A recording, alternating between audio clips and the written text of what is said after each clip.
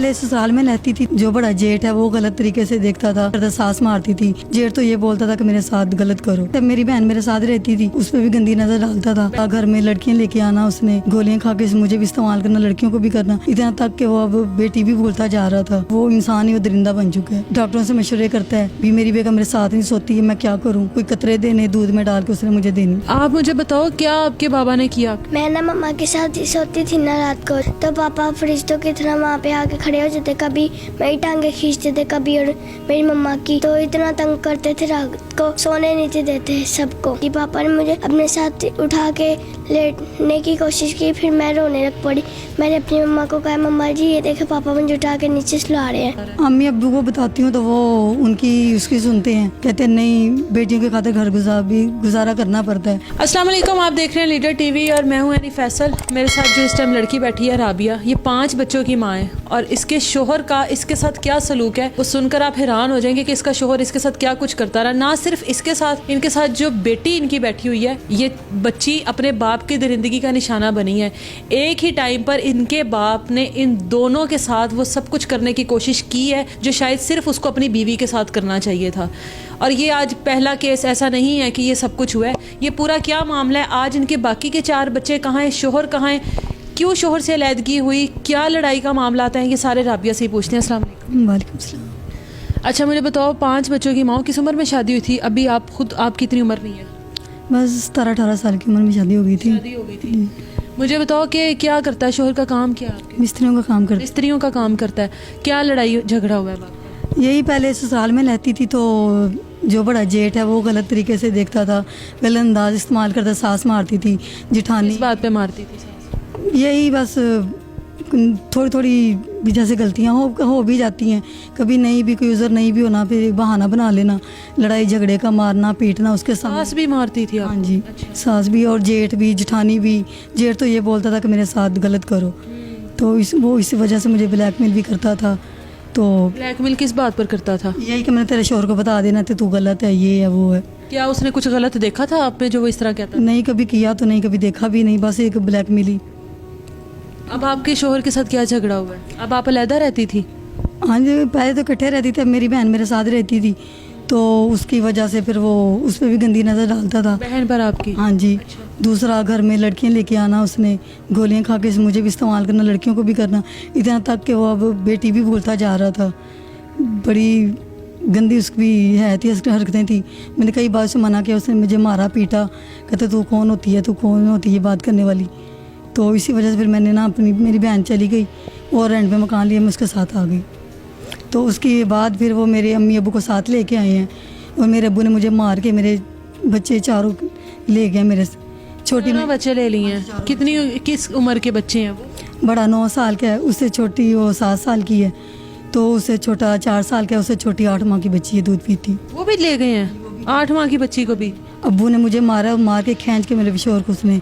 आपको क्यों मारा अब्बू ने? क्या आपको गलत समझते हैं अब्बू? हाँ जी, वो जैसे वो कहता है भाई आपकी बेटी गलत है, आपकी बेटी जानबूझ के झगड़ती है, इस वजह से ना अब्बू ने मारा, चल उसके साथ उसके घर जाकर रहे। मैंने कहा मैं नहीं रहना, मैं नहीं अब रह सकती। बहन आपके साथ आपकी क्यों रह रही थी?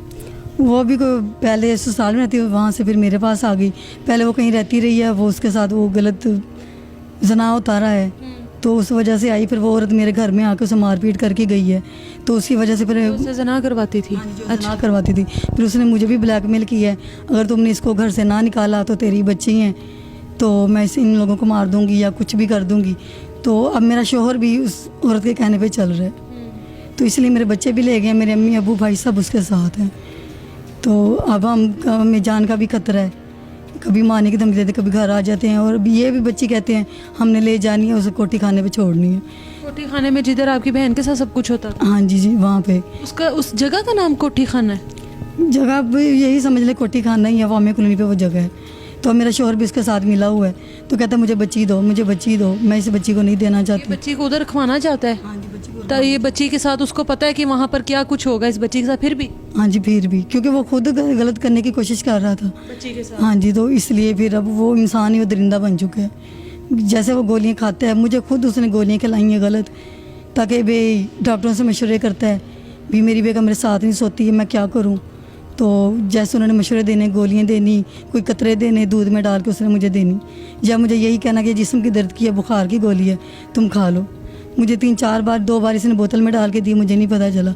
बाद में 2 बार इसने वैसे मुझे दिए, फिर इसने दूध में कतरे डाल के दिए हैं। वो किस चीज़ के लिए दिए आप? यही साथ सोने के लिए, वो जैसे जो मर्द खाते हैं वो वाले टाइमिंग वाले। आप मुझे बताओ क्या आपके बाबा ने किया आपके साथ? मैं ना मम्मा के साथ लेटती थी, सोती थी ना रात को चारपाई पे, तो पापा फरिश्तों की तरह वहाँ पे आके खड़े हो जाते, कभी मेरी टांगें खींचते थे, कभी और मेरी मम्मा की। तो इतना तंग करते थे, रात को सोने नहीं देते सबको। तो फिर ना मेरे पापा ना मेरी मम्मा के ना पाँव पे आके बैठ गए, तो मेरी मम्मा की टांगें खींची और मेरे भी खींची। पापा ने मुझे अपने साथ उठा के लेटने की कोशिश की, फिर मैं रोने लग पड़ी। मैंने अपनी मम्मा को कहा, मम्मा जी ये देखे पापा मुझे उठा के नीचे सुला रहे हैं। आप ये सब कुछ में कोई किरदार नहीं अदा किया आपके साथ होते हुए? आपकी बेटी के साथ ये सब कुछ होता रहा? अम्मी अब्बू को बताती हूँ तो वो उनकी उसकी सुनते हैं, कहते हैं नहीं बेटियों के खातिर घर गुजारा करना पड़ता है। पर अब ये अब मेरी बेटी की इज्जत की बात बन गई है, अब मैं उस मर्द के साथ गुजारा नहीं कर सकती। उसके अपने माँ बाप को नहीं बताया, अपने सास ससुर को, कि ये कुछ कर रहा है ये अपनी बेटी के साथ या मेरे साथ? ये उसके साथ मिले हुए हैं, वो कहते हैं अब यही कहते से तलाक दे तो बच्चे उठा के ले आ।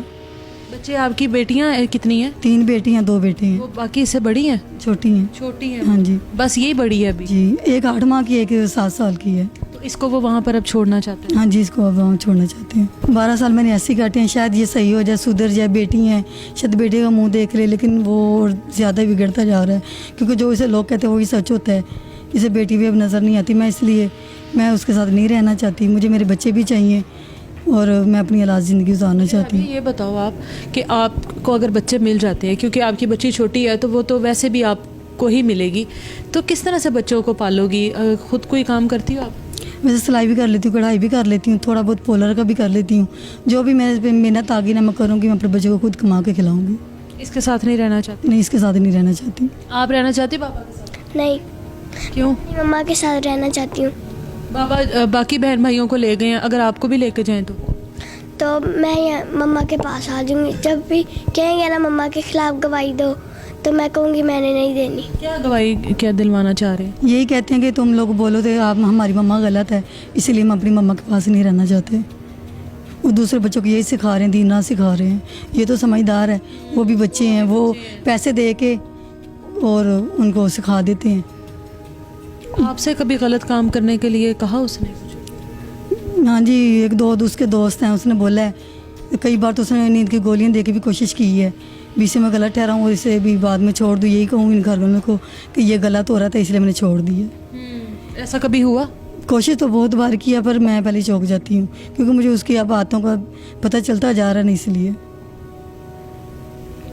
बच्ची अगर आपको अदालत दे देती है, अपने माँ बाप से कभी इस बारे में बात करने की कोशिश की कि आपको संभाल लें, या माँ बाप को ये सारी बातें बताई कि आपके साथ गलत करने की कोशिश करवाई या आपकी बच्ची के साथ इतना कुछ किया? अपने बाप को ये सब कुछ बताया आपने या अपनी माँ को? सबको बताया, लेकिन वो फिर भी उसका साथ देते, कहते नहीं ज़िंदगी गुजारनी पड़ती है, शौहर के साथ गुजारनी पड़ती है। लेकिन इतना तक बात हद से ज़्यादा बढ़ गई है, इसलिए मैं नहीं रहना चाहती। मैं सबसे दूर ही रहना चाहती हूँ, सिर्फ अपने बच्चों के साथ। ऐसे शोहर के साथ ज़िंदगी गुजारने के लिए अगर आप अपनी बेटी को फोर्स कर रहे हैं ना, तो यकीन करें आप अपनी बेटी को वैसे जहर दे दें, और साथ उसके बच्चों को अगर आप नहीं रख सकते तो उसके बच्चों को भी मार दें, क्योंकि आज यहाँ पर ये है, 8 से 5 या 10 साल बाद यहाँ पर इसकी बेटी मौजूद होगी और ये सारी कहानी इसकी बेटी बता रही होगी। और ये हकीकतें हैं जिनको सामने लाना इसलिए ज़रूरी है कि कितने रिश्ते हमारे सगे रह गए हैं, जिन रिश्तों ने हमें तहफ़्फ़ुज़ देना है, हम जिनको अपना मुहाफ़िज़ समझते हैं, जब वही रात को सोए हमारी टांगें खींचेंगे और हमें अपने बिस्तर पे खींचेंगे, तो उसके बाद कौन सा बाप, कौन सा भाई, कौन सा चाचा मामा, कोई रिश्ता नहीं रहता। अपने बच्चों का खुद ख्याल रखें और अपने बच्चों के लिए किसी के ऊपर भरोसा ना करें, चाहे वो आपका अपना कितना ही सगा क्यों ना हो। इसी के साथ मुझे इजाज़त दीजिए। अल्लाह हाफ़िज़।